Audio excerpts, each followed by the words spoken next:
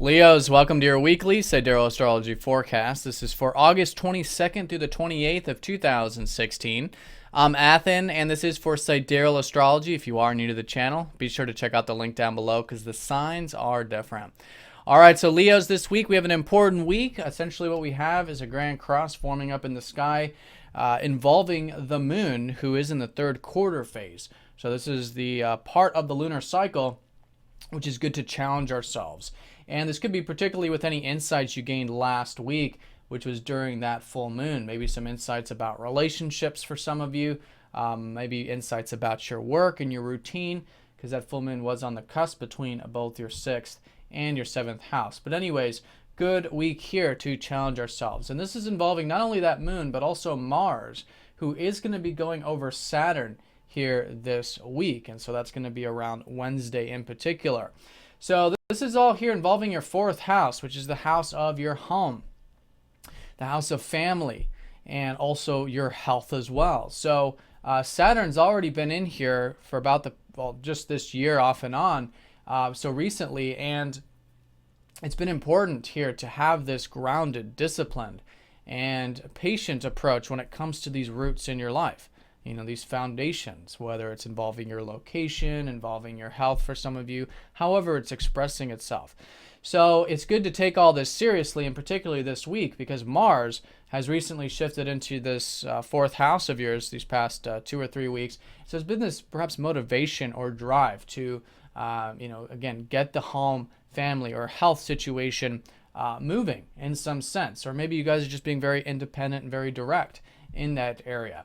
But whatever it is with Saturn, Mars is that more short-term burst energy. It's more about our desires, immediate fulfillment of our desires. But Saturn is saying, hang on a second, there's a bigger picture. We got to be patient, take it nice and slow. And so that's a good way of working with this, to build something that is this foundation that does take time, does take patience. And as you approach it in that fashion as best as you can, you'll notice that the Mars energy, okay, you can still take immediate action. You can still have those goals. You can still move things forward just in that grounded way. So with that, as a lot of you know, Saturn has been squaring up to Neptune. I've been talking a lot about this uncertainty about this year, this confusion if we're trying to figure out where things are headed, particularly with what we're building. And for you, it could have to do with the home, family, or health stuff. So with that being said, Mars squaring up to Neptune, which will go exact around Friday, is going to require this. This is where it's so important to have surrender, to have acceptance, to really live in the present moments when it comes to these 4th house things, and maybe even too with relationships, because Neptune in your 7th house has been certainly suggesting that. You know, the detachment there, the living in the present moment there. And the more willing you are to do that, then you'll find that things are happening in divine timing. There is a peace about it. There is this flow. It may not be easy to incorporate because it's the square, but it's certainly there. And it's a great week to challenge yourself spiritually, to have, again, acceptance in your life, whether it's through meditation, yoga, spiritual activities. And again, anything can really put us into a meditative state depending on how we approach it. And maybe with Mars, it's for some of us could be physical exercise, physical activity. But anyways, with that being said, patience with Saturn as well as a willingness to surrender and let go, I think will be particularly important. And then in that way, it does become very constructive here. And you guys could certainly continue to build both the foundations and the interpersonal aspects of your life. So we do have some nice conjunctions actually this week involving Jupiter. Mercury is going to conjoin up to Jupiter at the beginning on Monday. Then over the weekend, Venus. And this is all taking place here in that 2nd house of yours, which is the house of your resources.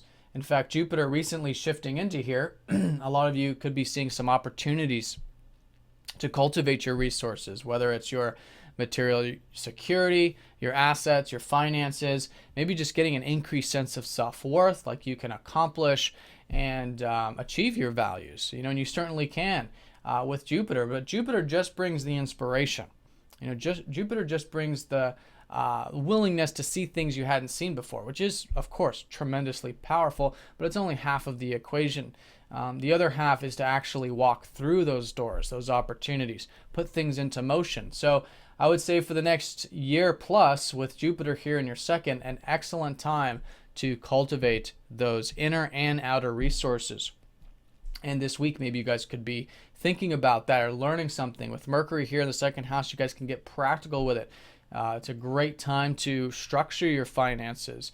Maybe have goals, write down your goals, and really think about your natural gifts and natural abilities.